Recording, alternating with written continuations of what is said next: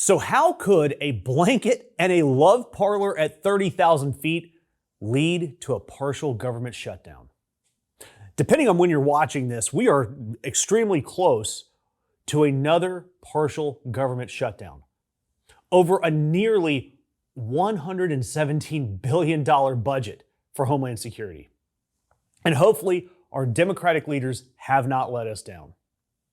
And we know that our Democratic leaders, they're pushing for the judicial warrants, ICE officers to unmask and identify themselves, mandatory body camera use, no more racial profiling, and not allowing Homeland Security to conduct raids in schools, hospitals, churches, or crucially, courthouses. You know, normal stuff, making these fake cops act like real cops. It's pretty standard. But with new reporting from the Wall Street Journal, we are showing that the funding increase that DHS wants might be going to fill the very swamp that MAGA wants to drain. And according to these reports, Secretary of Homeland Security and Executioner of Dogs, Cosplay Kristi Noem, is trying to out-diva Kash Patel. She's creating chaos at DHS while she demands to be pampered as she jets all over the country with her totally not a side piece, but is definitely a side piece, Corey Lewandowski. The couple, both married, by the way, denies being a couple, but they also aren't really hiding it. And we know that the Daily Mail caught Lewandowski visiting Noem's apartment very often, so she moved to a new home on a military base with security that's usually reserved for the head of the U.S. Coast Guard.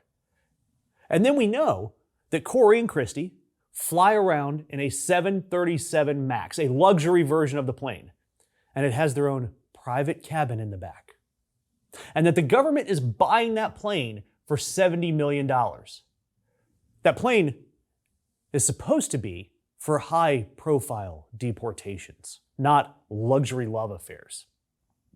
Meanwhile, states like Georgia are begging for their disaster relief aid from DHS. They're literally calling DHS and not getting return phone calls. And there are reports that Noem is now keeping track of other Trump officials and demanding equal TV time. We've heard of her spending hundreds of millions of dollars on ads, telling people to self-deport without anyone approving the expenditures. But perhaps the stupidest thing that comes out of this great reporting by the Wall Street Journal is the one that's grabbing all the headlines. Kristi Noem's blanket and Corey Lewandowski's gun. So here's the story. When Noem's plane had to undergo routine maintenance, or may have had an issue, she had to switch to another plane. Totally normal stuff. But when she got moved to that second plane, she discovered her blanket was left on the original plane. So she did what any rational human would do. She fired the pilot, the Coast Guard pilot. Only one problem with that. She told him to fly home commercially, except he was the only one that could fly the plane. So she had to reinstate him just so he could fly the plane home.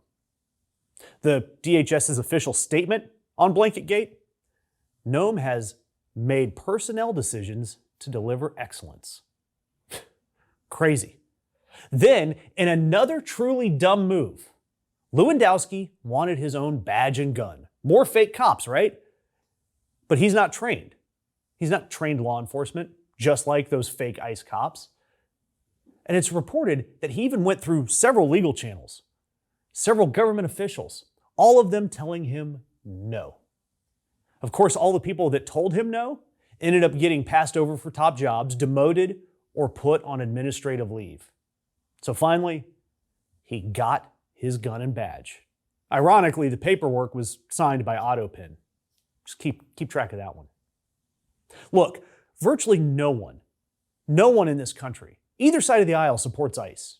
ICE has spent billions of dollars rounding up very few actual violent criminals. They have killed American citizens, and now they're begging for more of your money. And I hope to God that we can hold out as long as we can in this government shutdown. And if it shuts down, it won't be because Democrats demanded something radical. It's because we asked for warrants, for ID, for body cam, for the bare minimum standards that every actual law enforcement agency in this country already follows. The fact that requiring masked agents to show their faces and get a judge's approval before detaining someone is considered controversial, and that should terrify you. We're arguing over whether federal officers should follow the Fourth Amendment. And we're also arguing over blankets. And that is where we are as a country. We are right back in the swamp. Doesn't it seem like our feeds are getting filled with more and more BS right-wing MAGA content? It's no secret that all these top tech bros are in love with the current regime, so it's no surprise that independent left-leaning media is being squashed by the algorithm.